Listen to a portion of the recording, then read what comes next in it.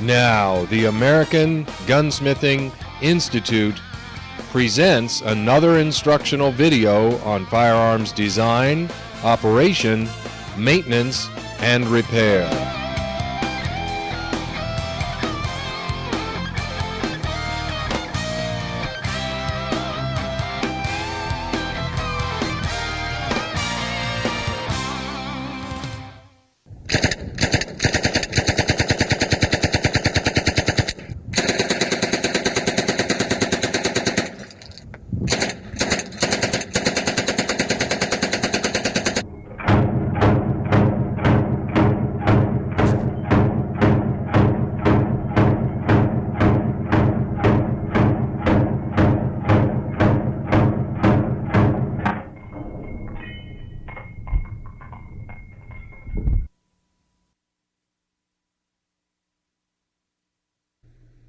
Hello again.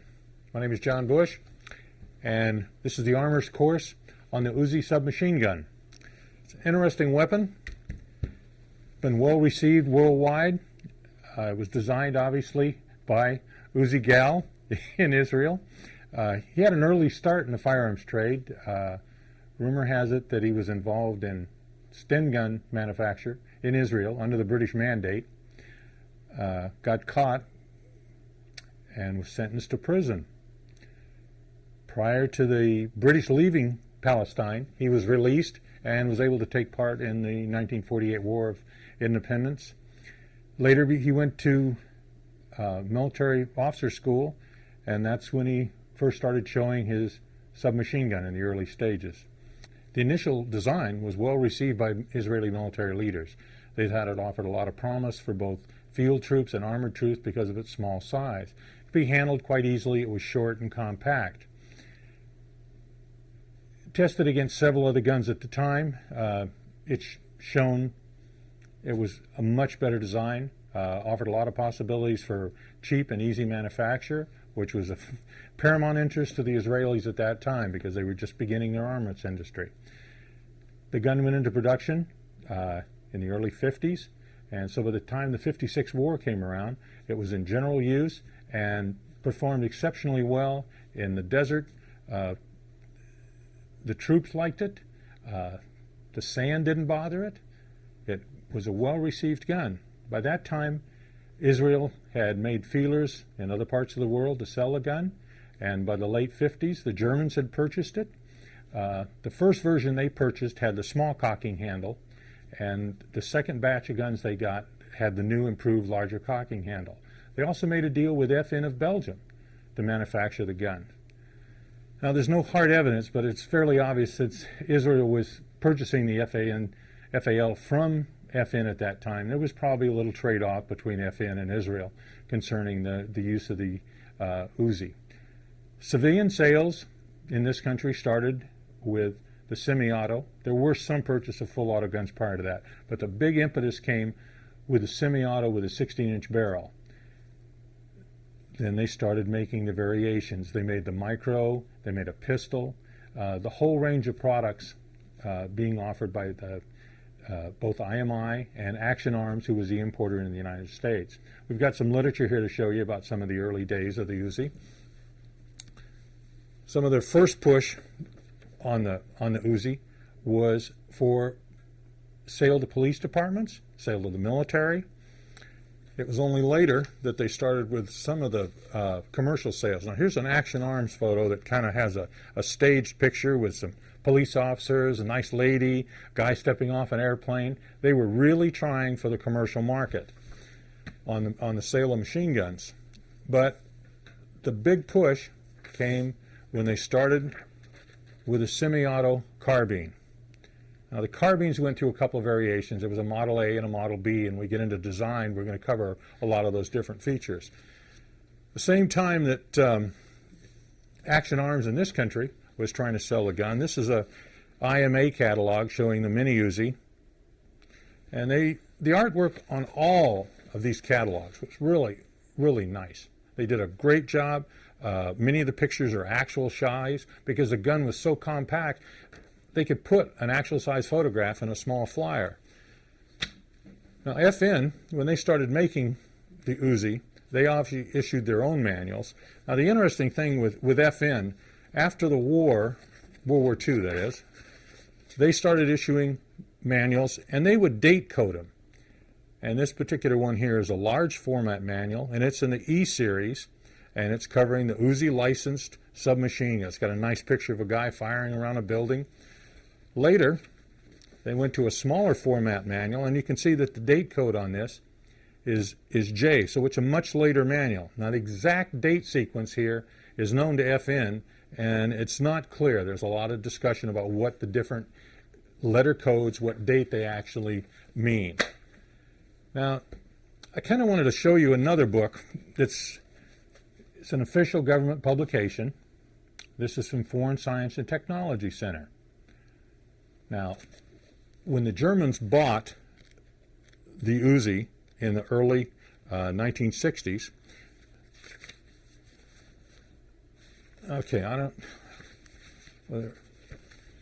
the Germans started with a whole new nomenclature system. And when they bought the UZI, it was called the M2. Now, this manual from the U.S. government actually makes a mistake and calls it the M1. So when you read in books, always read carefully. Many books, while correct, contain some errors that you're going to have to find out for yourself through experience. Most books don't get errata sheets anymore. Now, the gun was so well liked worldwide that the Chinese jumped on a bandwagon. The Chinese produced a semi-auto gun, exact copy. Well, I shouldn't say exact. I'll go into the detail here in a second. This gun was meant to sell on the world market. It was a semi-auto gun. Obviously, they made full auto guns too. The semi-auto gun, they made a problem in the bolt design, which we'll show you later, but I don't want to talk about it now. When that gun first came in, semi-auto, it had in fact the bottom lip on the bolt face. BATF ruled it to be a machine gun. They wouldn't allow the bottom lip on the bolt at that time. Later, those guns came in because they were fitted with Israeli-issue bolts and the guides and the firing pins, and those guns came in. That's why you see the Chinese guns later, after the law had changed, you see those with the pistol, the funny pistol grip style stock. Now we're going to go into a number of things in the design and function phase of this to tell you a lot of things to bring you current with many of the different changes that have been made in the UZI over the years. And we'll even have some hopefully funny stories to tell you about some of the things and some of the people involved in the UZI.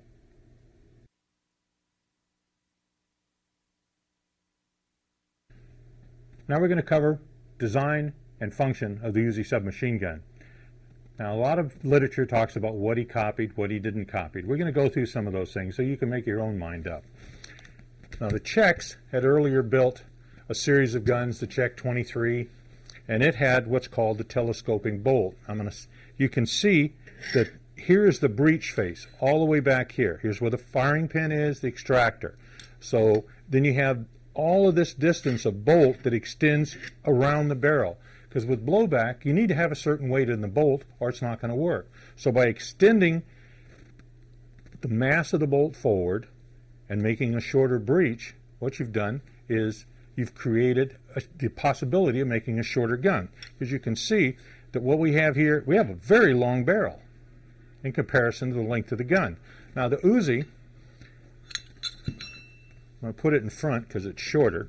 The UZI, we have a similar situation. We have a short section here where the firing pin and the extractor, and then we have the breech of the barrel.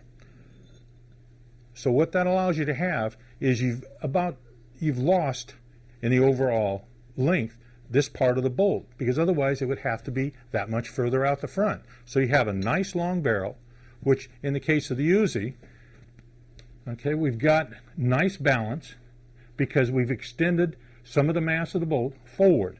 So that allows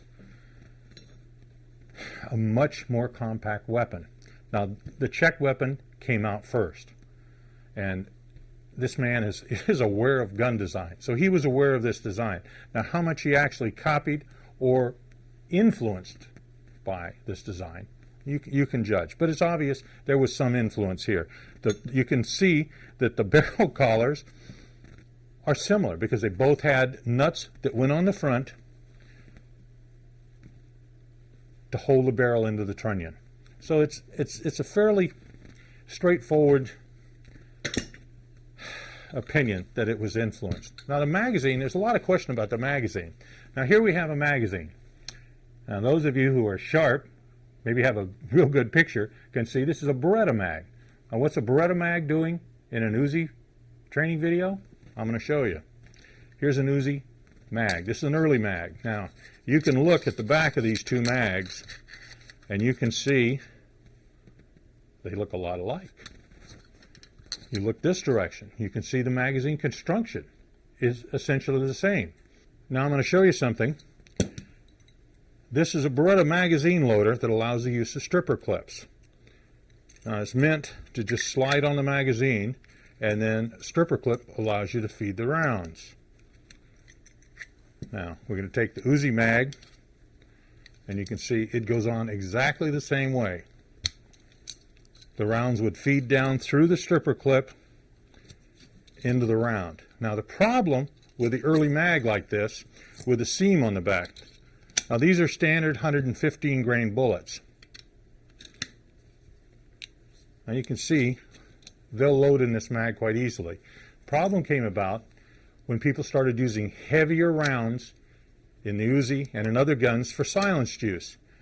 Turns out the mag wouldn't accept them. So what they did, since they had all these UZIs in service, they couldn't go out and change all the pistol grips because that's where the mag goes through. So what they did was pretty smart. You can see that on the folded mag, on the back of it here, this surface extends out and then it goes down to the other surface here. What they did, they moved the whole wall of the magazine back to here. So they gained that distance, and that distance was enough to allow the use of the heavier ammo that was required for silenced use and other things. Now what you can do, I'm going to show you here once I put a couple rounds in, you can see that there is additional space in front of these rounds. The magazine actually has an internal dimension that is deeper from front to back than a standard mag. So it allowed them to use the heavy ball that became popular with silencers and other use. And the mag still fit all UZIs without any alterations. Pretty smart. Now the top covers, we hear about ratchet, non-ratchet. I want to show you that outside of the gun at first so you can see. Now what I've got are two top cover groups. Now what you can see on this one, you can see the ratchets, the little cuts that have been made in the side. And there's a spring that you can see in the when I take the gun apart, you get a better view, but I want you to understand it first. So on this is a semi-auto gun. Because semi-auto is closed bolt, they couldn't use a ratchet top cover. So when you pull this one back, if you release it at any point, it flies back.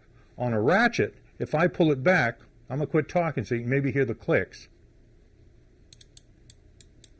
You can hear that ratchet. The purpose of that is if you inadvertently lose control of the cocking knob on the top, the bolt is not going to go forward and fire around. Now, the most famous accidental discharge with an UZI that I'm aware of is by a security detail for Henry Kissinger, inadvertently fired around out of an UZI on an aircraft. It couldn't get any worse, right? It was on the ground, so it wasn't catastrophic. But that was one time when Henry Kissinger was leaving the Middle East. One of his guards had an accidental discharge with an UZI. Firearms people have never been able to figure out how somebody could get off an accidental round with a ratchet top cover, a grip safety. So there was probably some hanky-panky. Now, between the different models, there's a lot of differences in the sights and the barrels and a few other features. I'm going to show you a couple things about barrels now. Now I've got a barrel here, and you can see that this area here is reduced diameter. This barrel actually is cut down here to fit in a semi-auto gun, because semi-auto guns are built slightly different. Let me show you what I'm talking about on here. Now you can see this collar and feed ramp in the semi-auto guns. Now I've got one out of a gun, brand new one, that I want to show you what I'm talking about. Now, here's that collar, and it's in the white, so it's even easier to see. Now, on semi-auto guns and guns that were made from semi-auto guns that are select fire guns, have to have that barrel reduced in order to fit in to the collar to support it at the rear. Now, a normal full auto gun, which we'll show you when we dismount one, doesn't have this feature at all. This is only found on semi-auto original receivers that were semi-automatic. Now I want to show you what the barrel looks like in the semi-auto receiver. You can see that the barrel is coming in. You can see right here that the reduced diameter fits in and it's now supported. Now, some of the other differences in the semi-auto. Obviously, let me set these so you can see. We have two selectors here. The top one only has 2 notches, so we have safe and semi-auto. The one below it has all 3 positions. That's another way you can tell on a semi-auto. If you find a grip frame by itself, you can tell if it's only got 2 positions, it's a semi-auto. There's a couple other subtle differences that we'll show you when we actually have the grip in front of you. Also, the sear, because it's not gripping the whole bolt, let me hold it maybe this way you can see. We have a sear notch on this side, but we don't on this side. Now on a full auto bolt, we have provision for a sear cut on both sides. But when they made the semi-auto, what they did, they didn't want to redesign it too much. They just wanted to meet federal specs. So what they did, you can see this piece that I'm laying in here right now.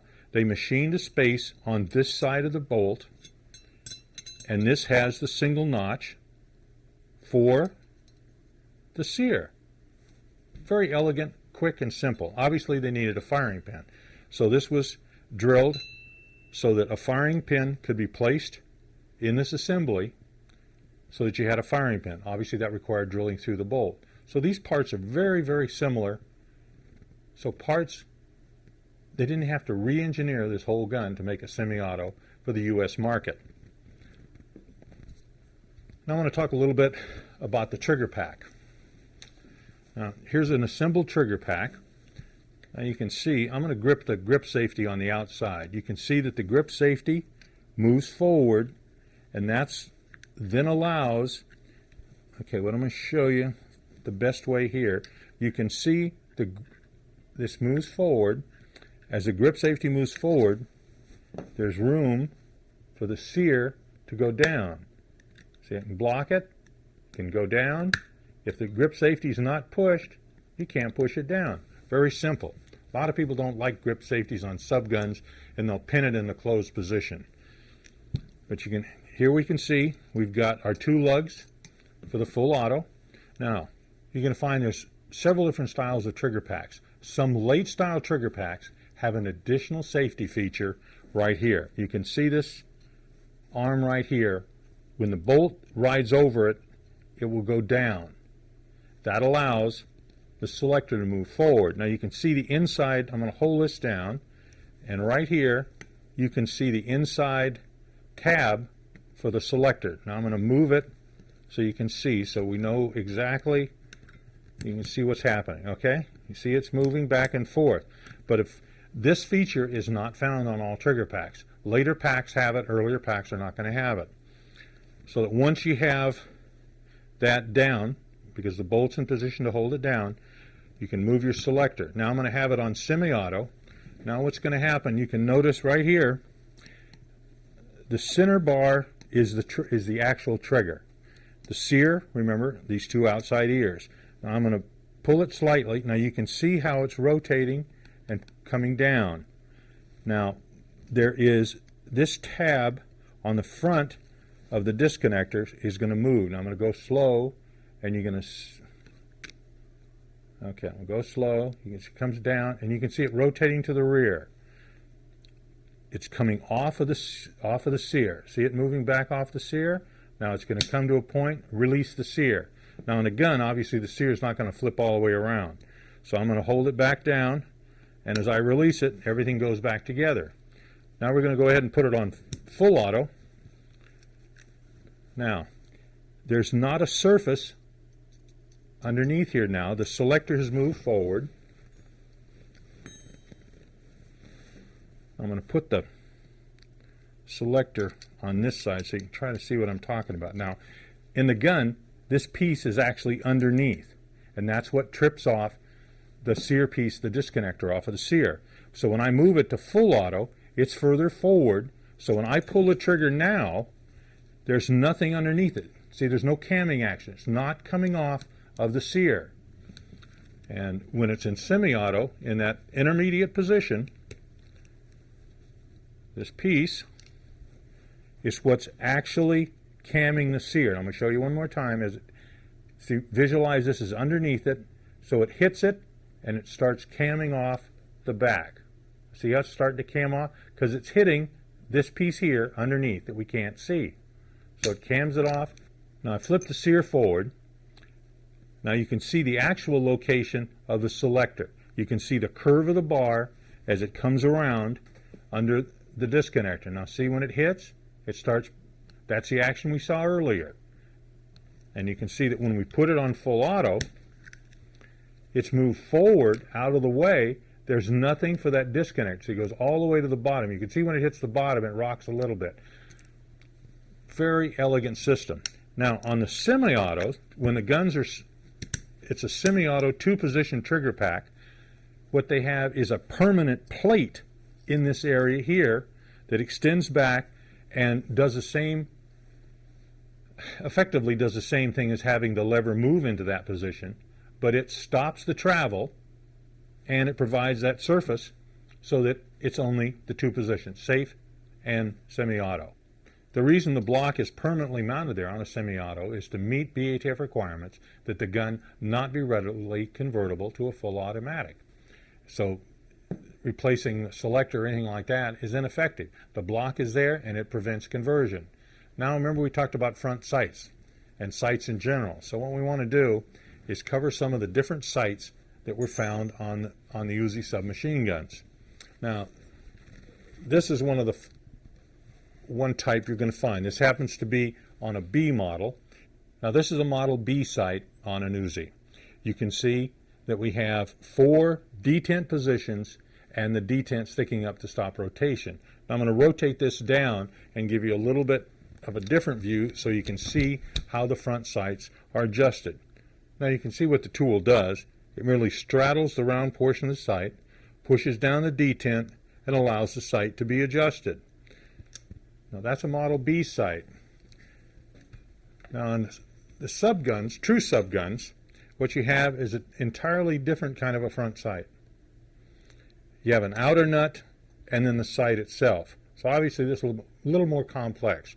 Now keeping in mind this, what I'm going to do is show you what the sight looks like in cross section here, if I can hold it. Okay, you can see the round collar and the sight. And the sight has a square section across the top.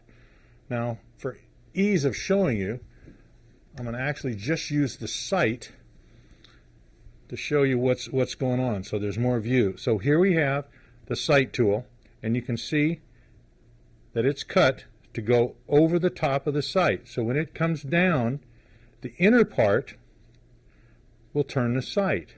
The outer part slides down over the outside and drops into that, so that I can then loosen the outer lock nut, turn the inner nut. When I turn the inner nut, I'm raising the sight up, and at the same time I'm moving it from side to side, so it also gives me a windage adjustment. So sometimes you may have to go up or down a little bit and play with this style sight a little bit more to get exactly the sight picture you want for what you're shooting. Now rear sights have a lot of differences too. So we're going to go through rear sights, and let me set up for that. So now you can see the side on the Model B. Now our same tool that we utilized earlier for the front sight fits into the recesses. Okay, I'm trying to get my hand out of the way here. There we go. Fits in the recesses, and I can turn the nut. Now I'm going to turn it around so you can see the threaded rod that runs through the center of the sight. Now you can see as I turn, I'm moving the sight. You can hear the clicks. So it's a fairly straightforward sight, and this is known as the Model B sight. Now the Model A semi-auto and the militaries generally had the same style sights. An interesting point before we leave this style sight that we had earlier on the B is also used on the Action Arms mini UZI, but the Israeli IMI mini UZI uses this style sight, also known as the military sight. So on this side we've got a nut, and on this side we've got a screw. Much, much simpler. And in the back, what we've got is a flip sight. People with carbines, infields, you've all seen this kind of sight before. Now, if you remember when we did the front sight on this style gun, we had an adjustment which also gave us some windage adjustment and some elevation adjustment. So that pretty much covers the sights on the Uzi. Now I want to talk about stocks. Obviously, the first stock most people get to see is the folding stock. Now this, as complicated as it looks, it's a fairly rigid stock. It's actually a nice stock. Usually, heel of the hand will kick it out. It will come all the way open, extend, and it's a rigid stock. Surprising enough. I mean, you look at it, you think, how can that thing be rigid? But it is. Now to take it down, now you can see here's the button that releases the front section of the folding mechanism.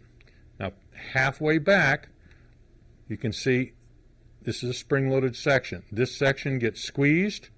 It's not difficult. You can squeeze it up and it rotates. So the combination of the two movements, you can push the button, release the front part, you squeeze, the stock folds up, comes up in the front, and then with the heel of the hand again, down. And it's rigid and it's not going to come open.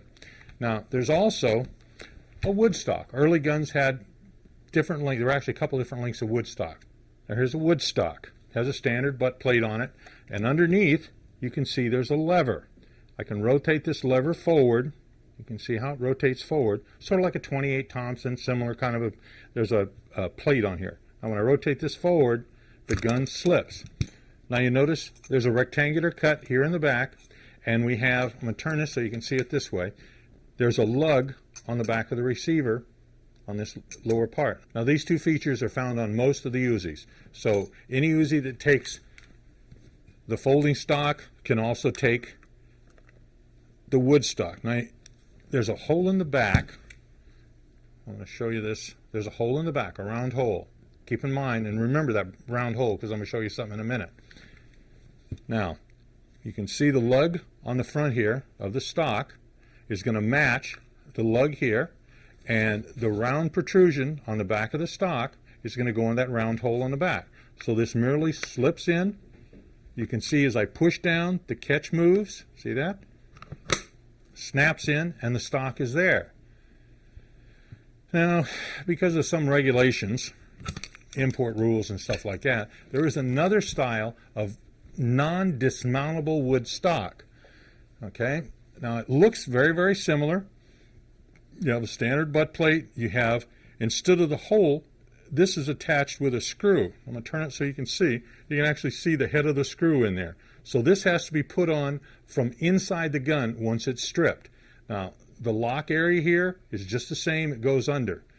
So that this, when this stock goes on, you have to dismount the screw. It slides on. I'm going to just show you kind of how it slides on there. And this is a permanently or semi-permanently affixed wood stock. And this meets some federal law that we probably needed. I'm not sure why. Now that covers stocks. Now we're going to go into the bolts on all the different style of guns. I'm going to reset up and we're going to show you what the bolts look like. First gun we're going to start with is a full auto select fire Uzi made for the Israeli military. You can see by these markings, Hebrew's kind of a dead giveaway in this case. Now, I want to show you these markings to make certain you understand. This gun was built as a full auto, started out life as a full auto, is still a full auto. So these are the features that I want to show you. I'm going to pop the bolt out of this. and I'm going to show you the barrel mount first. Okay, remember what we talked about earlier. And I don't have the nut on the front, so I can pull the barrel slightly out. Okay, now you can see where I'm moving the barrel. You can see this area right here. There's a feed ramp there. It's not the full circle one that we showed you earlier on the semi-autos, and we'll see, it'll come back up on some of the transferable guns. So on this, that feed ramp is an actual part of the receiver. You can see this barrel in this full auto gun is the same diameter here. It does not have the reduced diameter here to go through the full circle barrel collar. We'll get to that when we get to the other style guns. But this, what we're showing you, is an original full auto UZI with all of these features. And this is how you identify an original military full auto. The barrel is not going to have a reduced section. It's going to be full length, same diameter. Now the bolt, okay, now you can see on this bolt that it's solid and flat in this area. That's an important identification feature for an original full auto gun. Now obviously when I rotate it up like this, you can see it has a fixed firing pin, and the other feature is the bottom lip of this area has the rim on it. Original full auto guns have the rim here. When we get to semi-autos, I'm going to show you the difference. Now what I want to show you is a semi-auto gun. This one happens to be marked 45, but the receivers were basically the same between the 9mm and the 45. The markings were the only thing different. Now this is a full-size 16-inch barrel semi-auto carbine.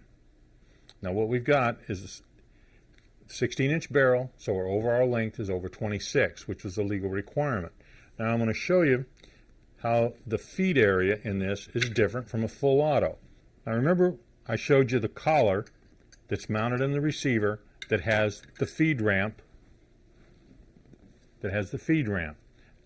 This is a feature of a normal semi-auto. We also have the reduced diameter of the barrel that will slide into that. Now this feature was added to the semi-auto guns so that you couldn't take a short barrel from a full auto gun and just slide it into the semi-auto receiver. Now in addition, at the rear of the receiver, you can see this permanently affixed bar that was added to prevent the installation of a full auto bolt in a semi-auto gun. Now they modified the bolt by making a matching groove in the bolt body so that the semi-auto bolt will go into a semi-auto receiver. Now that we've showed you an original factory full auto gun, we've shown you the semi-auto 16-inch barreled carbine, I'm going to show you what's called a bolt gun. Now on the side of this, I'm going to show you the markings because you're going to be a little bit confused. The markings say UZI Semi-Auto Model B. Well, that's how it started out life. But prior to May of '86, you could make machine guns. So what they did in this particular gun, let me just review a couple things. When you look inside, you can see that it has the typical collar that we saw in the semi-auto guns. And at the rear, this one has the bar. But this uses a special bolt, and that's why it's called a bolt gun. Now here we have a bolt. It has the groove on the side to accommodate the bar at the back. But when we look at the breech face, what we see is a standard SMG bolt style. We have the full rim and we have a fixed firing pin. And it's a solid bolt. We have none of the features of a semi-auto. Now in this gun, you'll notice the markings look exactly the same as what I was showing you for a bolt gun. But this is not a bolt gun. So the markings alone are not going to tell you. What you're going to have to look at are some of the internal features. Now, in this gun, before we even take the bolt out, if you look back at the rear, even though it said B on the outside, there's no bar in here. So when this gun was manufactured prior to May of '86, they did a complete conversion. This is not a bolt gun. This is a machine gun. The receiver is the machine gun. The bolt is just a standard SMG bolt. I'm going to show you how that is right now.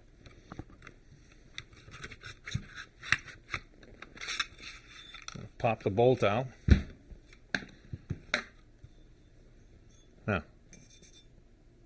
there's no groove because the bar was removed. Remember? Now the barrel, when we look inside the gun, because this started out life as a Model B, we have the distinctive collar and independent and the feed round. Let me pop the barrel out so you can see a little bit better. Right? So we have the distinctive feature of a barrel collar with the feed ramp. We have the reduced diameter on the barrel. Now we showed you an Israeli SMG that started out life as a submachine gun, and as a transferable, that's worth a lot more than a pre-May 86 that's a bolt gun or a complete conversion, because it's an original gun. It started out life as a submachine gun.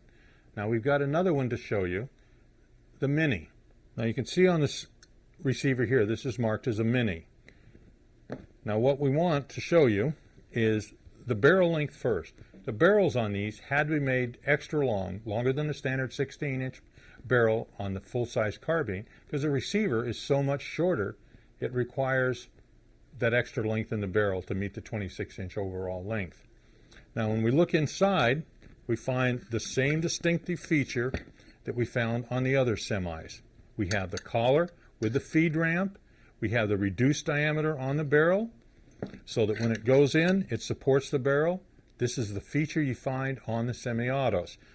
Now you can see in the back that there is in fact no permanently affixed rail in this to prevent the entry of a bolt.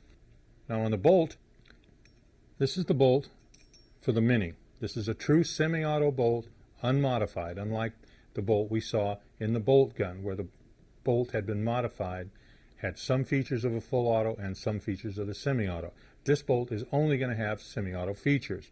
Now you can see there is no rim on the bottom of the bolt to assist feeding. On semi-autos, that is a characteristic you're going to find on all semi-autos. On the bottom, you'll notice that one side is smooth. There's no sear cut on this side like we saw before. The reason being is when we showed you the semi-auto sear, it only had an ear on one side, and this is the part that cycles and is held by that sear.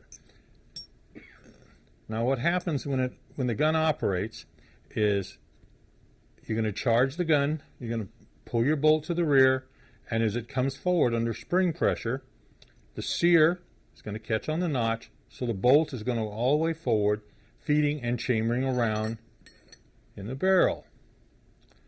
Now when you release the sear by pulling the trigger, this whole firing pin carriage is going to go forward and strike the primer. Now you can see that the firing pin is sticking through. Hits the primer, case goes off, gas pressure pushes it to the back. Now obviously we don't have any of the benefits of advanced primer ignition. So what they have, you can see the two big holes in the back because there's substantial springs in these. And the reason that they don't have the cut in the side of the bolt, like we saw on the bolt out of the bolt gun that had the groove in the side to accommodate the bar, there just isn't any room in the Mini. Now I want to show you feeding. Now let me take a bolt from a full auto and a barrel from a full auto and show you how that works. Now here's our full auto bolt. We have two sear notches, one on each side, to accommodate the double-eared full auto sear. We have the fixed firing pin. We have the full rim around the breech pace to support the cartridge, and we don't have the groove on the side to accommodate the permanently affixed bar on the receiver. Now I'm going to act like a magazine, and I'm going to have the round, and as the bolt strikes it, it's going to go up the feed ramp and start into the chamber. Now what we're going to do, the bolt is coming forward, the barrel will center it, and we'll get to a point, okay, right about here. Now you listen carefully. The extractor has snapped over the case, and at the same time, the fixed firing pin has fired it. So once that happens, the gases are going to start the bolt recoiling back. The extractor is going to hold the cartridge. This is going to continue to the rear until it hits the ejector. At that point, the case is kicked out of the gun. the bolt goes to the rear. If it's on semi-auto, the bolt will then come forward and stop on the sear. If it's on full auto and you have your trigger depressed, it's going to continue forward, picking up another round, seating it, and firing it. I have a fully assembled UZI. I have a magazine loaded with dummies, and I have it set on semi-automatic. Now I'm going to power the gun, and I don't have a ratchet top cover, so I can do that. Now I've got the cover back. I'm releasing the trigger. The bolt starts forward. Now you can see as it starts in, now it's already lined up. Now I'm going to release it right about here to let the extractor catch. I'm not sure it caught. Yeah, it did. Now when I start back, the gas pressure is pushing it back. It's going to come back far enough to catch on the ejector, and I've kicked it back. Now because I'm on semi-auto, the bolt is held to the rear. So to re-engage the sear, I've got to release it. You heard the click. Now I'm going to do the same thing again. Now as I pull the trigger, the bolt's going to start forward. You can see the bolt, you can see the round start to move out of the magazine lips. It jumps up, lined up with the chamber. That extractor needs a little bit of push. No, it caught it okay. Now, as it fires, it's coming back. It's going to come back until it hits the ejector. That round pops out. I release it, and it stays back because I got it on semi-auto. I'm going to release the trigger. You can hear it click. So I'm ready to fire again. Now the gun's set on full auto. I'm going to move the trigger. The bolt's going to come forward. You can see it. I'm going to let it go. Chambers around. Comes back. Kicks that round out. Cycles again. Kicks that round out. Does that one. Now I'm going to release the trigger while I had the bolt back. The bolt stops. Just the way it should in full auto fire. Now we're going to go to disassembly of the UZI submachine gun.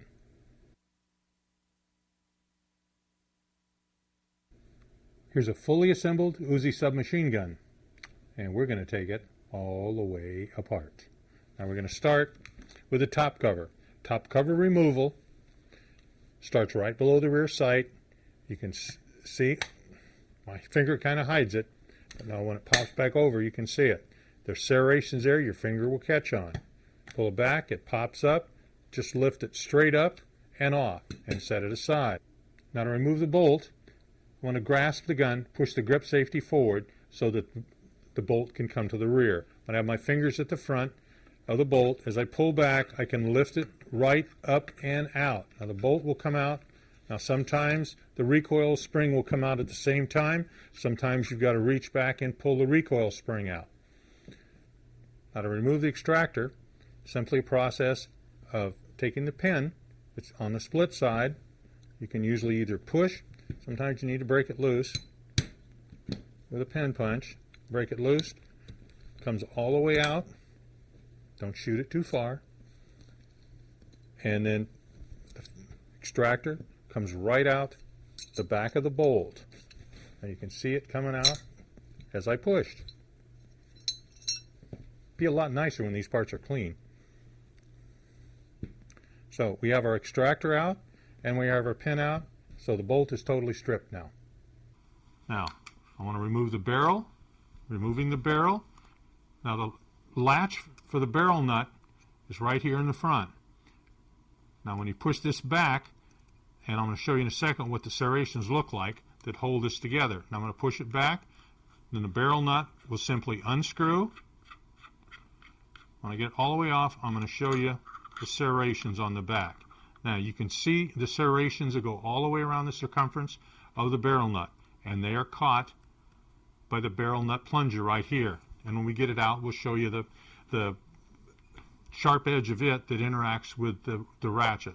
Now the barrel simply pulls out the front, so we can lay the barrel aside. Now to remove the pistol grip, we have a pin, and it's got a head on one side that's larger, so it has to come out only one direction. So to pull it out, I'm going to pop it over on this side. Now you can see on the back side of the pin that retains the trigger pack, it's kind of a spring action. So what I'm going to do is push it out till it clears on the other side, so I have something to grip. Now on this side, I'm merely going to pull the pin out. Sometimes you can get it with your fingers, sometimes they're a little bit tight, and you may need a little help with a pair of pliers. Now this happens to be a set of smooth jaw, parallel jaw pliers.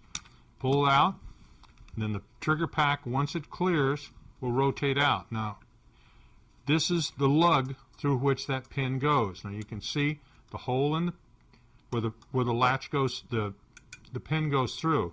On the front, I'm going to turn this around a little bit so you can see. You can see this area right here interacts with the lip on the trigger housing. I'm going to put it back in a second so you can see what I'm talking about. That's where it catches, then it rotates down, and the hole goes through, the pin goes through the hole. Okay, now I can set that aside. Now, you can kind of see right here, this is riveted. There's a rivet here, and that holds the ejector on. I'm going to rotate it all the way around so you can see. Now here's the ejector on the top. I've got an ejector here I'm going to show you so you can see what an ejector looks like. Now normally this is not taken down or removed unless it's broken. There's no need to take it apart. It's riveted, it's there, and as long as it's there, that's it. Now I'm going to dismount the stock. Now to dismount the stock, it's easier if I open it just a little bit. On the back, you can see it's an Allen screw. Now you can't see what's inside. I'm going to put my finger inside while I'm taking this apart, and then I'll show you the special nut that's on the inside. Now I'm going to undo the Allen screw. Once the Allen screw is all the way out, the stock will come directly to the rear. Now you may have to wiggle it a little bit because when I show you the special nut on the inside, it seats in the stock, and sometimes it seats pretty good, like this one is, and it's not wanting to come out. Take a second here. Okay, I have the stock totally off. Now I'm going to show you. Now you can see the shaft of the retainer nut has a surface on the outside that mates with the hole in the back of the stock. Now you can see what happens here. The stud goes into this hole, and that helps lock this stock together. Now I'm going to show you the special nut. I'm going to take it out of the back of the receiver.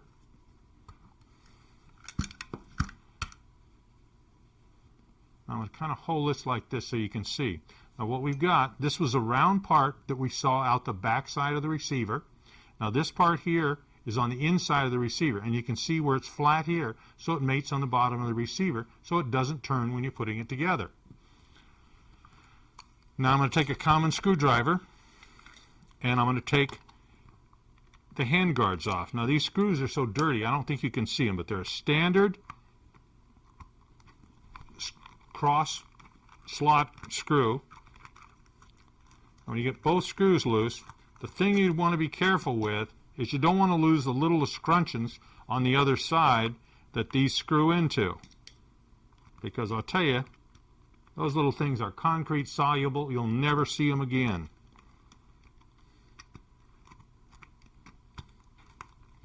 Once you get both screws out, you can take the front hand guards off, and at this point I like to screw the screws back in so the escutcheons don't get lost. Now once you get both screws so you don't lose anything, you can set the hand guards around. Now at this point you can see the swivel. The swivel is not something you remove at all unless it's missing or broken, because it's riveted on. Now on the front sight, this is the style that we need the special tool, because we can't remove the barrel ratchet until we remove the front sight. So what we're going to do, we're going to put our tool on. Now remember, we're going to loosen the outside nut first. Okay, once I've got the outside broken loose, I'll take my inner, remember how this works, this inner part interlocks on the front sight, the outer part holds the outer nut, then I can just take everything out. Let me show you while it's coming out. Yeah, you can see it's unscrewing. I want to take it all the way out. Okay. All right, I have my sight out, and here is a spring washer. This is one of the few parts, if you lose, you can actually go buy. It's just like a metric spring washer. I want to set my sight aside. Now, the front ratchet does not just come out. I'm going to show you why. Now, right here in the center, you can see this tab, and that's part of the barrel ratchet. So what I'm going to do is push that down. What you may have to do, put your punch on it, give it a real light blow so that it pops down.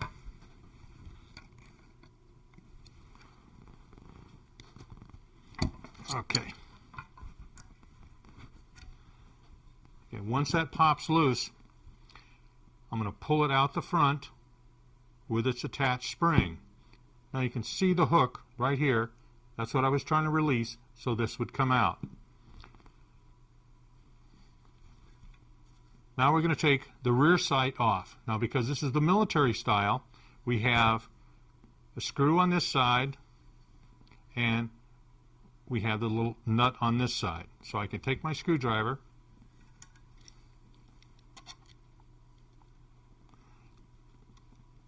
these usually aren't too tight. Now, those little nuts are awfully hard to find if you drop it. So put it somewhere until you can get the shaft out. Now at this point, if you hold down on the sight, push down on the sight as you pull the thread out. Now you have to finish. I thought I had it all the way unscrewed. I didn't have it all the way unscrewed yet.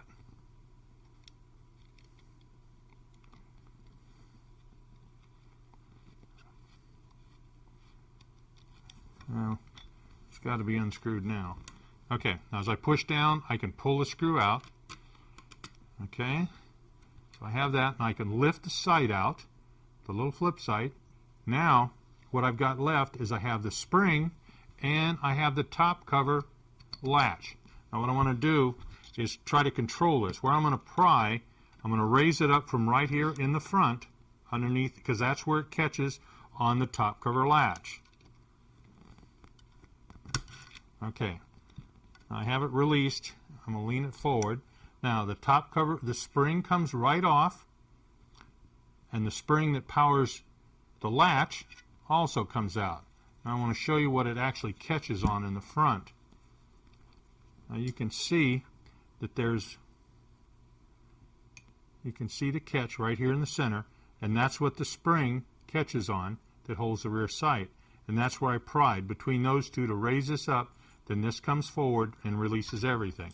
So now what we have is a completely stripped receiver. There's nothing left on it that isn't riveted on. Now we're going to take a look at the trigger pack and start on the trigger pack. So we can start on the trigger pack just like we did with the handguards. We've got to take out the two screws that hold the grips on. So I'm going to take these two screws out.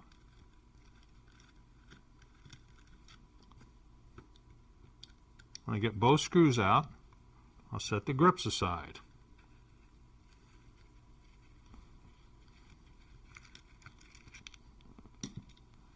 Okay, now the grips simply lift up and off on both sides. Now, because these little escutcheons are so easily lost, I'm going to put the screws back in.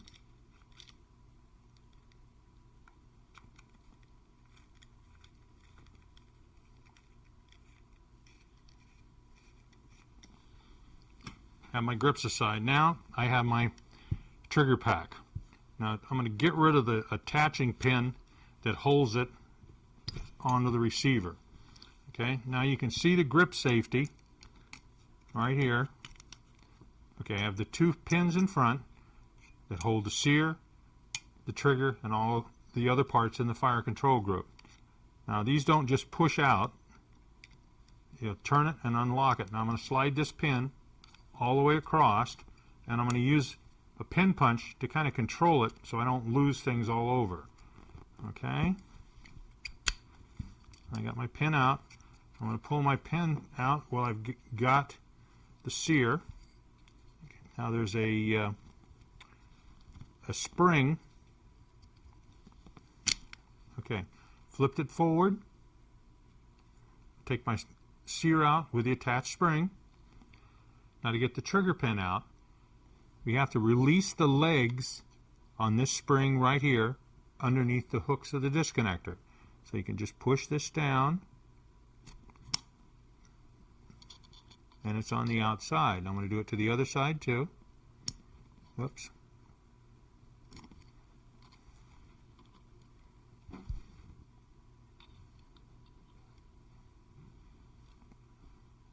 Oh, caught on the inside. Now it's released.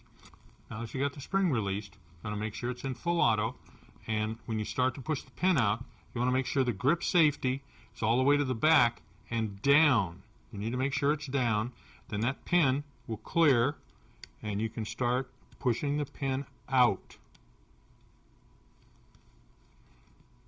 Now it'll ride up a little bit because of the selector, the trip on the side. Just work your way through it slowly because you got that pin. Now once you get it part way out, you can turn it over and take a pair of pliers, very carefully, start pulling the pin out. Once the pin's out, you got your fingers over it, okay? Now, the sear with the disconnector and the trigger can be lifted out. You've got the trigger spring, you can lift it out. Now, the late style bolt catch can come out. Just work it out. It will come right out. Okay, we have that.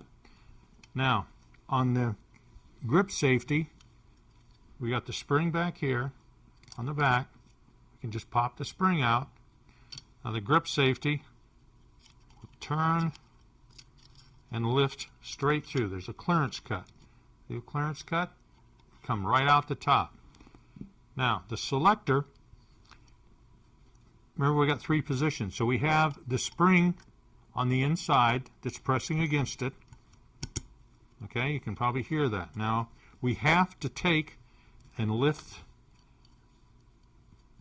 the selector right out the top. Now I'm working it back and forth.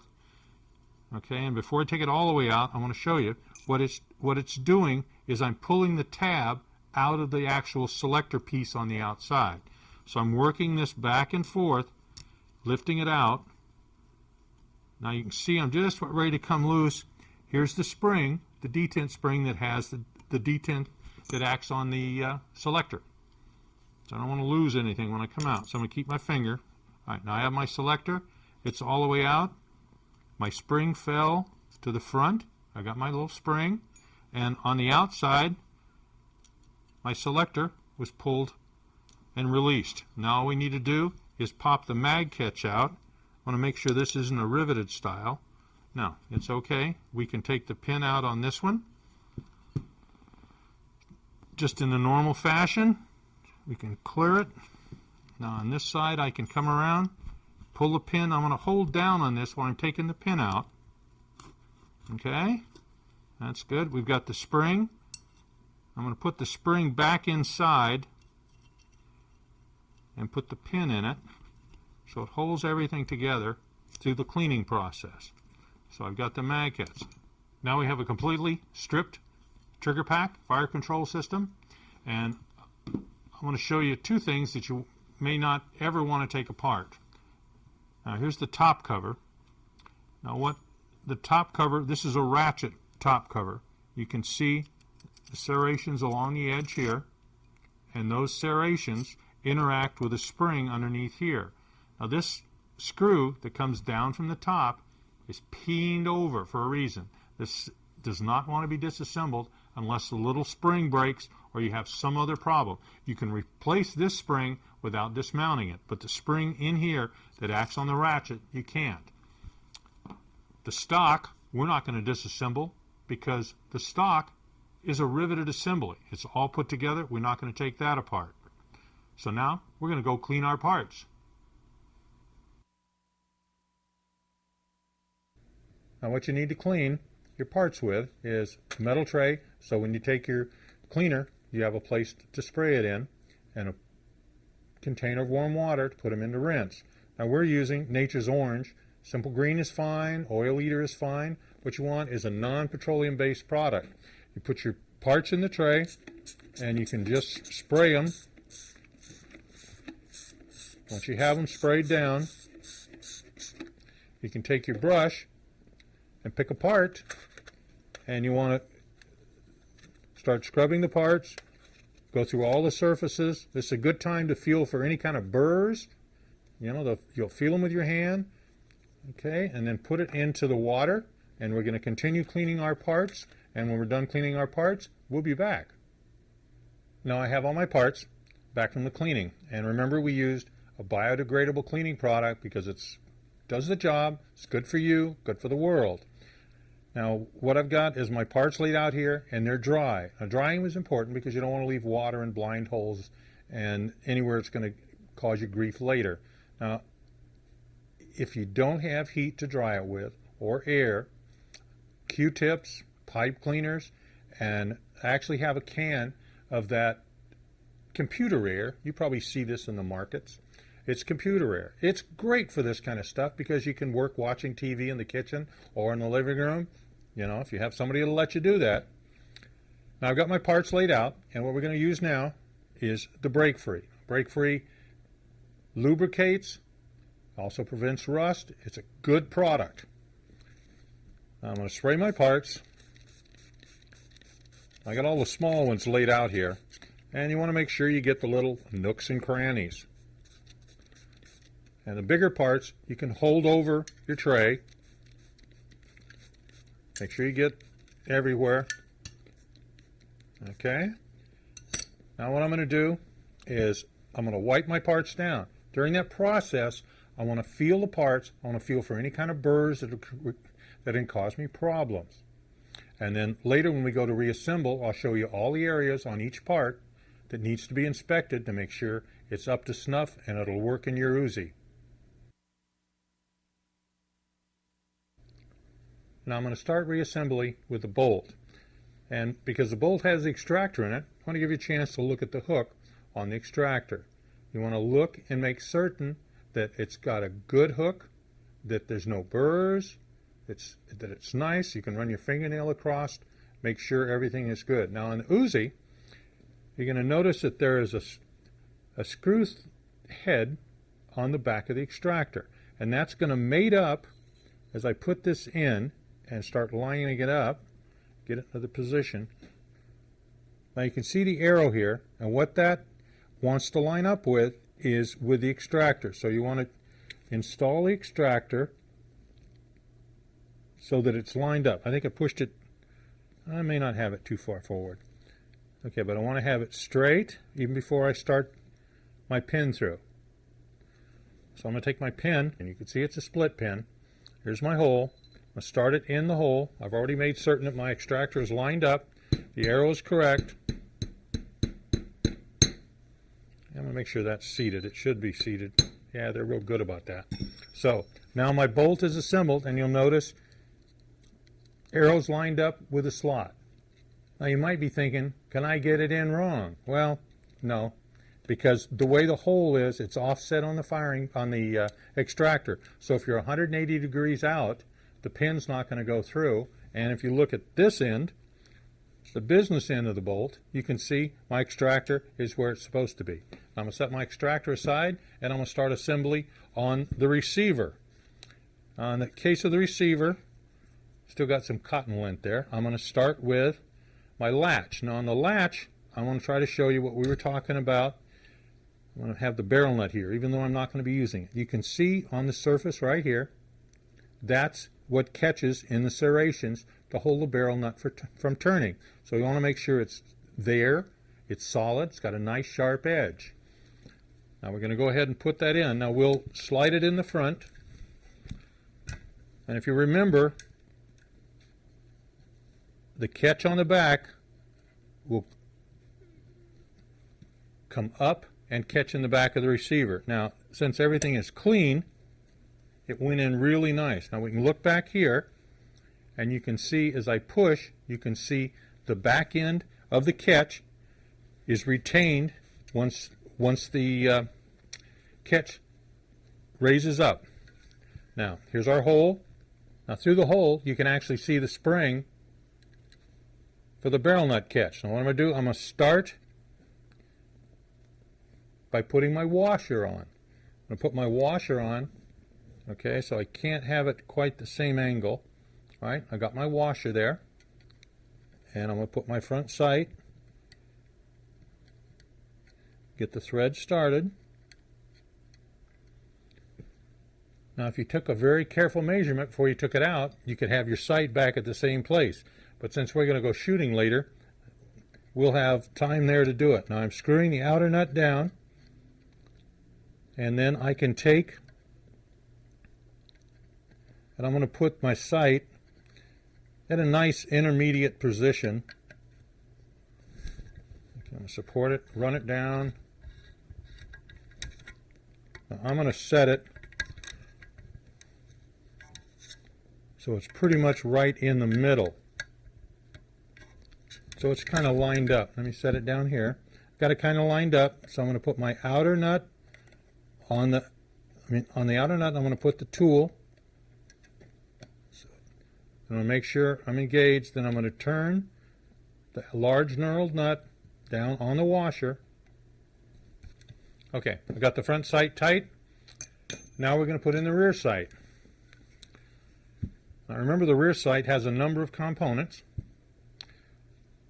We have the spring for the top cover latch, and we have the top cover latch. Now this is usually not a high wear part. You can see it's shiny, but there's so much bearing area, you don't usually have a problem with the top cover latch at all. Now I have my spring. Now my spring, you can see there's two different legs on the spring. You have a long leg in the back, the short leg in the front. I want to put the long leg to the rear. I'm going to pivot this down. Now while I do this, I pretty much have to hold pressure on the rear sight spring until I can get the front. You heard it snap. As you can see, I've got the short front leg is caught behind the tit on the latch. Now what I'm going to do is start with the rear sight. Now we have the rear sight, and there's numbers on the rear sight, so we want to have the numbers towards the shooter because you want to be able to read them. So we're just going to set that in where it goes. Then I'm going to take my screw, and I've kept the nut on it so I wouldn't lose it. Now I have to take my screw and start it through the hole while I push down on the sight. Now you can see I partially got it through. There's my screw. Now I got to work it through the other side, through the sight, pushing it down. And then when I get it close enough, I can start threading it through the sight ear. Okay, when I come through, okay, here's where my screw is going to come out. As I tighten this, finish tightening this down. Okay, I have it tight, and I can flip my sight, and it stays good. Now what I've got to do is take and put my little nut on this side. So I'm going to start the nut, and I can take it and do it hand tight. And if you have a real fine screwdriver, you can see it's a small head. I can move it around, and then just to make sure it stays, I'm going to take my small pliers and turn it. Make sure it's tight. Okay, now I'm going to put my hand guards on, and I want to show you where the screws go through. The rear screw goes through the stud right here. The front screw goes through the bayonet lug. Yeah, I know, I said bayonet lug. It's got one. Another great feature for a short gun. I get my screw through, get it started.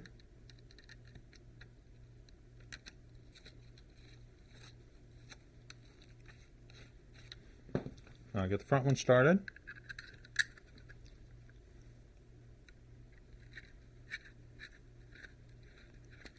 Okay. I'm going to run them up.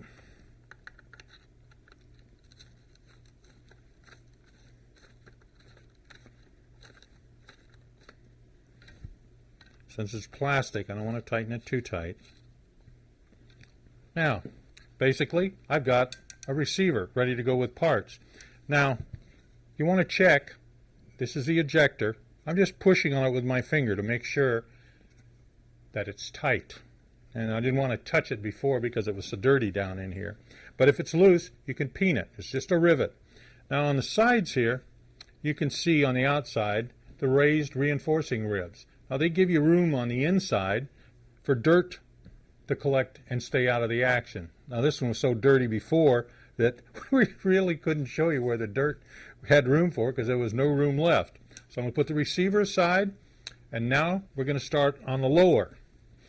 Now our lower is all set and clean and ready, so we're going to start by putting our parts in.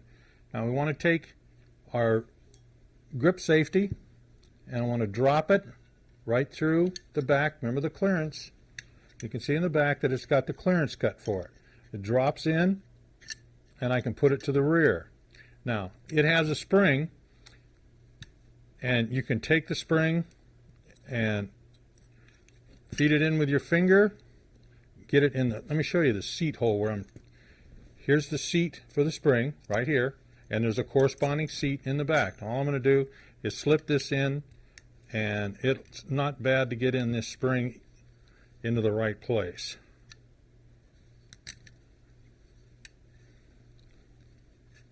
Okay, I got that where I want it. Now, I'm going to take my selector. Now remember the selector, we have the selector knob has a recess that the selector slides into. See, that's all it is. So what I have to do is I want to put the selector where it goes, and the little pointer goes up because the recess is up. Once I get it there, I want to take my spring, because let me show you on here. The spring, there's the 3 detents. The spring has its detent right here, and it's going to ride across those to give us our detent action. So what I want to do is take the selector and start it through where it's going to go. Okay, and now it's there. Now what I want to do is take the spring. Now you can see there's a cut here at the front, there's a cut at the back, and those cuts are for the spring. You can see the raised edge on each end. So I want to get that in the right position in the front, and then I can just bend it around in the back. Sometimes you can do it with your fingers. Sometimes you need to get the punch in there so that you can get it pushed down. Okay, got it partially started. You can see I've got the front lip engaged in the front. I've got the rear lip engaged in the back. Now I'm going to push it all the way down so it's seated. And now let's see if we can hear the selector work. Sounds like it works.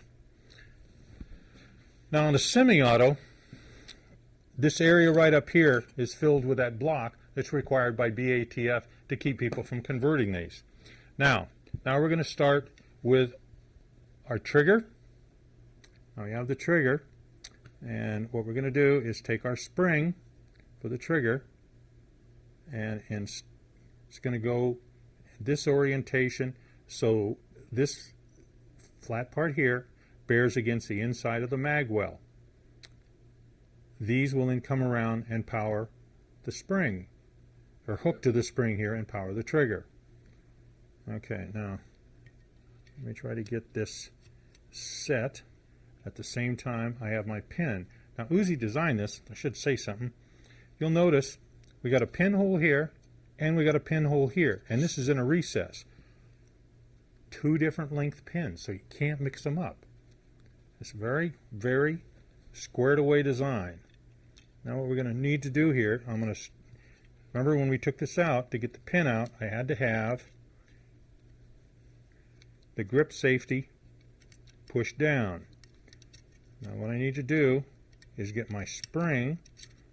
Okay, I don't know, this is going to be kind of hard to see here as we do this. Okay, I'm working my spring through. I pin through the springs. Now to install the extra bolt safety, the tab has to go behind the spring. You can see the U part of the spring that goes down. that spring is going to be in front of the safety. Now I'm going to show you here on the actual safety. You can see that there's a cutout, little recess for that spring to act upon. Because once I start getting my hands in here, you're going to have trouble seeing everything. I'm going to, you seat the back and just bring it down, but you have to make sure that the spring is over far enough to catch that front part of the tab. Okay, I've got it. I'm going to work my pen further over till I can get it through the hole.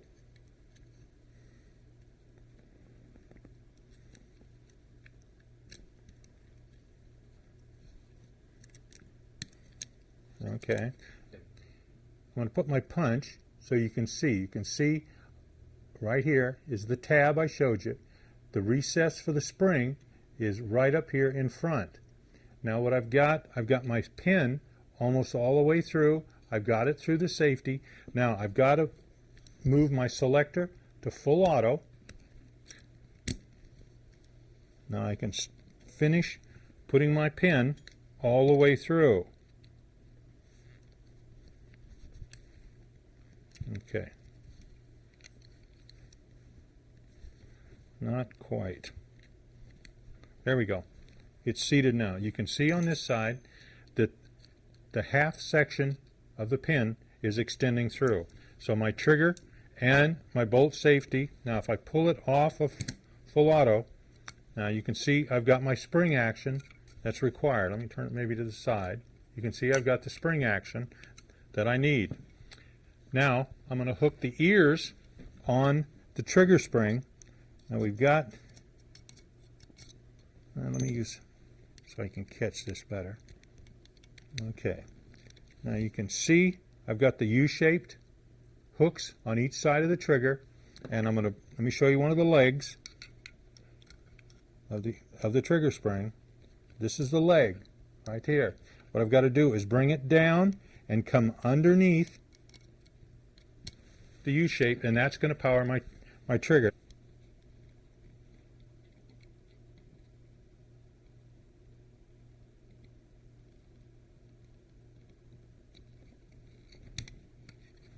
Okay, I've got that side. The spring is caught underneath the U. Now I'm going to do the other side.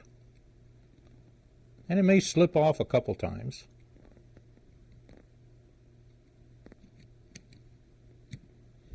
Okay, now I have both hooks are underneath, and if I take it off, take it off safe, squeeze the grip safety, I got trigger action. Now we're going to put the sear in. Now the sear, remember, on the back of the sear, now this is a full auto gun, so we have both ears on the sear. Now you can see the shiny area here on the sear. That's the contact area. Now I can rub my fingernail across it, and I don't show any actual physical removal of metal from wear. It's shiny, but if I came across here and felt a raised area, in other words, the shiny part is where it contacts. If there's a wear line between the shiny part where it actually strikes and the non-shiny area where it doesn't strike, and I could feel that, I'd know that some wear had taken place. And I want to look at the top angle too to make certain that it's not getting rounded over. If it gets round over, you could have a runaway gun. It's not going to be reliable on semi-auto. It may not even be reliable on full auto. Those are things you want to watch on your sears. That you have a nice sharp corner and you don't have excessive wear. Now, I'm going to go ahead and install a sear.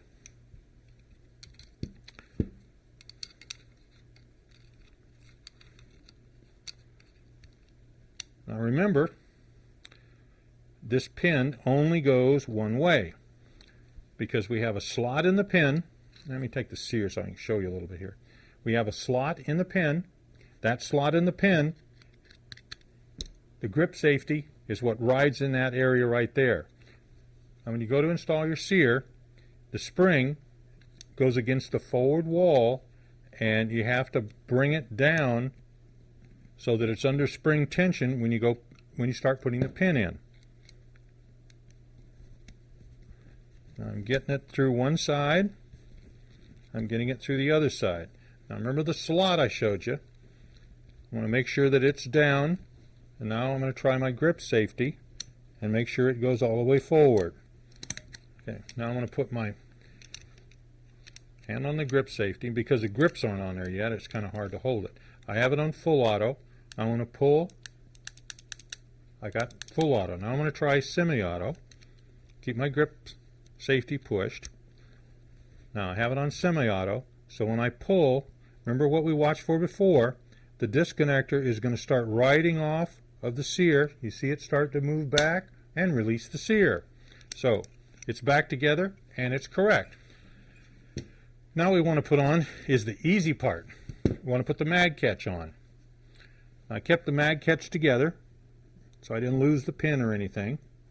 Now on the mag catch, this is the time to take a look, because this is what goes into the side of the magazine, this little tit right here. So you want to make sure that it's not rounded off in any direction. You can see here where it starts connecting. When the mag goes into the mag well, this shiny area here is the first area it contacts, and it can get eventually rounded off, and then the square drops into the area. So if you have a lot of excessive wear here, you can replace your mag catch, end up with a reliable gun. Now that you've inspected your mag catch, we want to install it.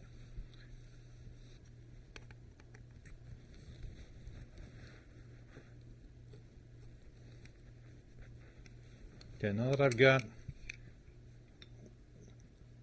the pin caught in the spring on one side, I can use it to lever.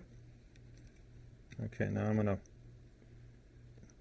move the catch around on this side so I can get my pin started.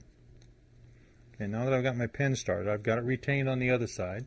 Take another punch and move the spring down so I can get the pin through it. Okay, now you can see it's going through, and as I do that, I'm pulling out my punch on the other side. Now I've got to line it up a little bit. There we go. Okay. I want it sticking through. Yeah. I want it sticking through about an equal amount on each side. Now to hold everything together now, what we need to do is put our grips on. Now again, I had them screwed together just so I didn't lose anything. When you get older and you can't see as well, you want to keep your parts where you can find them again. Okay, now I'm going to get my grip on that side.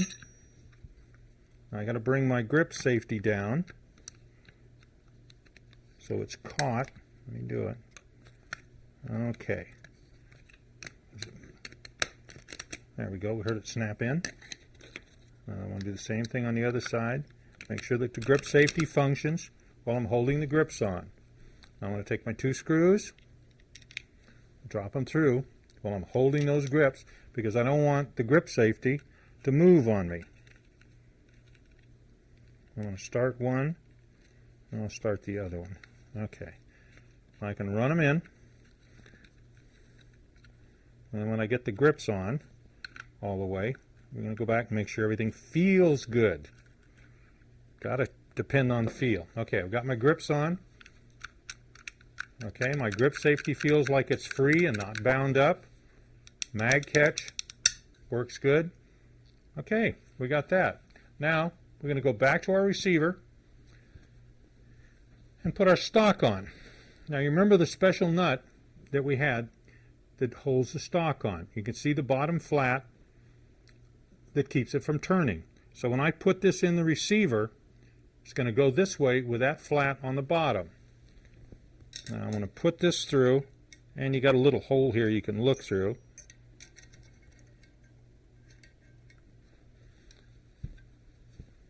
Now I've got my nut. You can see the flat area right here, so it's not going to turn. Now I can take my stock, and it's going to slide into the recess. Remember, I had a recess in the back of the stock that fits over this stud. So that's going to go in. Now, sometimes it's a little bit tight. It was tight coming off, remember. So I'm going to work it. You heard it click. When you get the click, you know you got it. Now I'm going to take my Allen screw, put it through the back of the stock and start it finger tight. And I've got my Allen wrench. I'll run that screw in. Okay, now this doesn't have to be, that's good. You don't have to take a terrible strain on it. Now we didn't really take apart our stock because you don't want to take apart these stocks because they're riveted together. Now we're going to leave it extended so we can finish assembling the gun. Now what we can do is take our recoil spring, and on the recoil spring, basically all you want to look for is that it's there. There's not much to go wrong. If it gets bent, that's something else. Otherwise, the springs are really pretty trouble-free. Now you can see the fiber buffer on the back of this has been chewed up on the side. Now this is not a normally replaceable part. You have to replace the whole spring assembly. So in a case like this where you have one that's halfway chewed up like this, they're inexpensive. I'd replace the whole recoil spring. You can't replace just the buffer. But for assembly purposes, we're going to continue with assembly.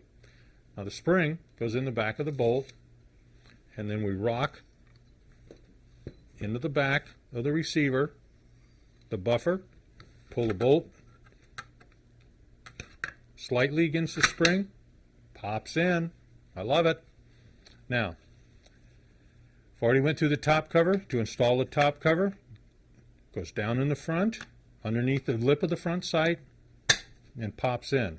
So we know that part's doing good.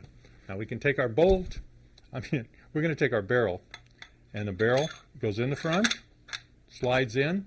Now that the nut is clean, you want to look and make sure you don't have any busted serrations or any that are rounded off. This one looks pretty good. So we start it on and spin it down. Now remember, you can do it that way, but I don't like to. I actually like to hold it and tighten it and let it come up. Why wear out the ratchet? Now what we've got at this point is we're going to take our reassembled lower, and we've already kind of checked it, but once we put it back in the gun, we're going to check it again. Now the lip on the front, the lip right here, goes underneath the recess right forward of the sear cuts. So we're going to rock this in the front, then it's going to go down, and we've got our clean pin. Our pin goes through. Now this one looks good, but just in case, here's our retaining pin for the trigger housing. Now you can see how it's constructed. There's an area that's cut out to make it a spring action. If this is missing, the pin's not going to stay in the gun. You're liable to lose the trigger pack or something at an inopportune time. These are cheap, and if you've got a broken spring on this, replace it. Now we're going to reinstall it.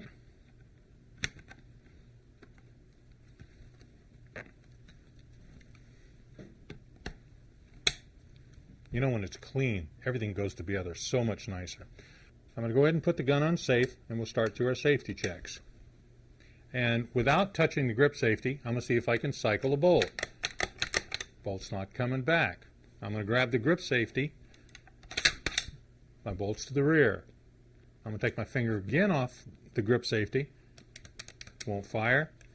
I'm going to grip the gun the way it should be gripped. I'm going to pull on the trigger. Let me see if I can get my finger out of the way so you can see the trigger move. You can see I'm pulling on the trigger. It's not moving. I'm going to rotate it up and put it on semi-auto. The bolt should not go forward. If it does, you've got a problem, and you've got to go back through and re-inspect the parts the way we showed you. Now, same thing again. I don't have my hand on the grip safety, only on the trigger. Working the way it's supposed to. I'm going to grip it, pull it, bolt goes forward. Without releasing my finger from the trigger, I'm going to cycle the bolt back. You can see it going back. You see me bring the cocking handle, the bolt's still to the rear. Now when I release my trigger finger here, you're going to hear the disconnector pop up on that sear ledge. There's it. So now I can pull the trigger again. Bolt's going to go forward. I'm going to cycle it. Now I'm going to take my finger off the trigger, and I'm going to put it on full auto. Even though we checked the grip safety on semi-auto, we're going to check it again. Nothing happens. So now I'm going to grab it. I'm going to pull the trigger. Bolt goes forward. Without releasing my finger from the trigger, I'm going to cycle it a couple of times. Now I'm going to release my trigger finger, and the bolt is caught. Passes all the safety checks. That means we can now load live ammo in the magazines and go to the range. So we'll see you at the range. Now I've got the UZI submachine gun, and one of the things people always talk about is hands finds hands. What that means is that one hand finds the other. You ever been in a dark theater and clapped your hands? You had no trouble finding your hands. Same goes for the UZI. I've got the grip on this hand. I can take my mag and it knows where it's going. That's hands finds hands. Put my selector on semi. I'm going to kick my stock out, lock my stock. I'm going to charge it. It's open bolt sub gun. I'll pop a couple rounds. I'm going to put it on full.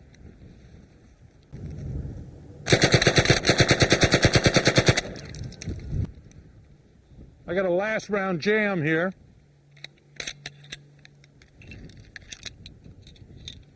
Could have easily been the magazine. I'm going to try another mag on this gun.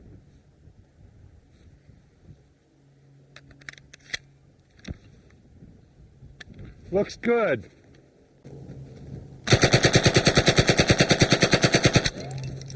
I like that. I'm going to show you a wooden stock sub gun now. Here I've got the wood stock Uzi, and I'm going to put it to my shoulder. I want to show you something. Now you can see how close that rear sight is to my face. Now, I like a longer stock. Luckily, the Dutch thought the same thing.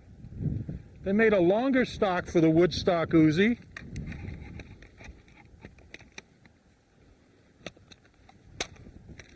Okay, I'm going to show you that again. Now for a big guy, that's a lot better. Now again, I'm going to take my mag, put my gun on semi-auto, seat my mag, cock my gun. I'm going to fire a couple rounds, make sure it's working okay. Okay, now we're going to go for the business end.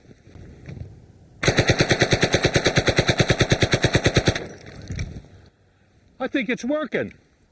I'm going to try another mag, normal short bursts.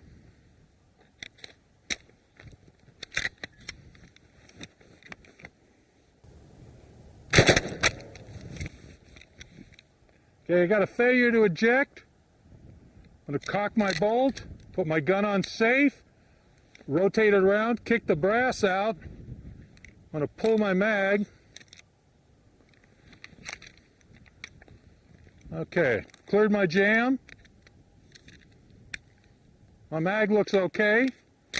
I'll take it off safe. I think it's safe to say I got a bad magazine. You may have that experience at the range too. Make sure you mark those mags so you don't use them again. I'm going to go back and get some good mags. Now I'm going to shoot with the stock collapsed and from the hip. Take my mag, seat my mag. I'm going to cock it.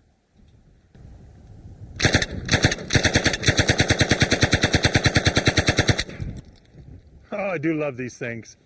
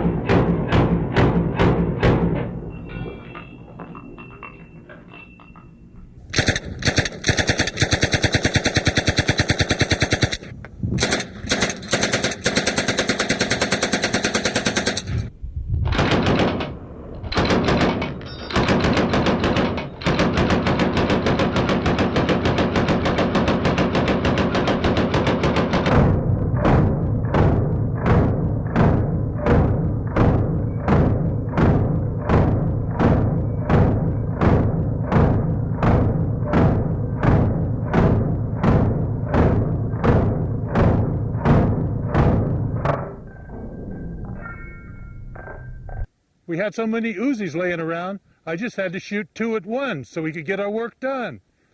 Here's two Uzis.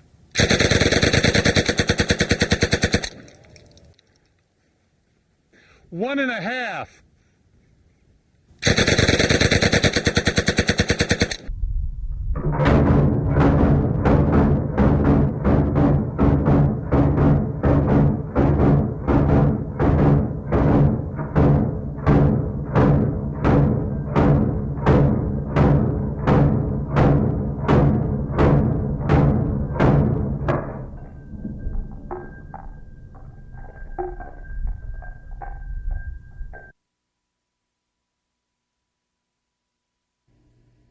That was fun. Sorry you weren't there.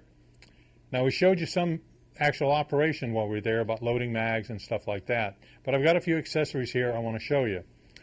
Now, here is a standard blank firing adapter, which we weren't using. We were using real ammo. But what this does, it has a bore restrictor. I'm going to point this at the camera so you can see. There's a small bore restrictor so that when they fire blanks, it'll cycle the action, but nothing comes out except hot air. A lot of fun. Reenactors use them. Now, Hollywood makes a little bit different style. They make one that goes inside the barrel so that you can't see they're firing blanks. Now, some of the things that you can get for Uzis, obviously, you can get a lot of different styles of magazines and sizes. Mags are handy to have. And we pointed out earlier the difference between the early and the late style. Now, one of the things, this is an Uzi style loader. Now you can see the rounds don't require stripper clips. Round goes, the base goes in the back, the bullet there, and makes it nice and simple. You don't need stripper clips. Now we also showed you the Beretta style because he copied the Beretta mag. They work perfectly too. You can shove the rounds in 10 at a time and then pop it in the gun. We showed you both styles of front sight tools, the one for the early style gun, and we showed you the sight adjusting tool for the other style sight. We also showed you the stock, that's the semi-permanent establishment here. You put it on your gun and it stays. It's not dismountable like the one military gun we showed you that has the cut in the bottom of the stock so it can come on and off just like a .28 Thompson. Now obviously they need to maintain their guns. Now this is an Israeli firing pin protrusion device, which you use to check the fixed firing pin on the Uzi. And they would do this. This is not a user level tool. This was at a higher level of maintenance, probably organizational, maybe regimental. Now this is an earlier catalog that shows a lot of the accessories that were available for the Uzi. A lot of these are no longer available and are very collectible. I want to open this up and show you a few of the things. Here is the early style front sight tool we showed you how to use. Here's the magazine filler that doesn't require stripper clips. Now this is a clip that clips two magazines together so that you have two magazines ready to insert in the gun. One's at 90 degrees to the other. There's a scope mount. There were magazine pouches with magazines. We showed you the non-dismountable stock. And on this side over here you can see the original style cases that came, the Model A semi-auto guns came with that case. And you can see the other style case. On the back of the flyer, you have all these nice belt buckles and patches for your jackets and some small pins. So there's a lot of things out there that are Uzi collectibles that you can add to your collection to increase the value of the Uzi you have. Now you may be wondering why we didn't talk about the 45. Everything on the 9mm is the same except obviously the caliber and the magazines. All the maintenance procedures, all the cleaning, all the checking, that's all the same whether it's a 9mm gun or a 45 gun. So we've covered it, you know it. Now the military really like the Uzi, the police like the Uzi, and I think you and I both like the Uzi. See you next time.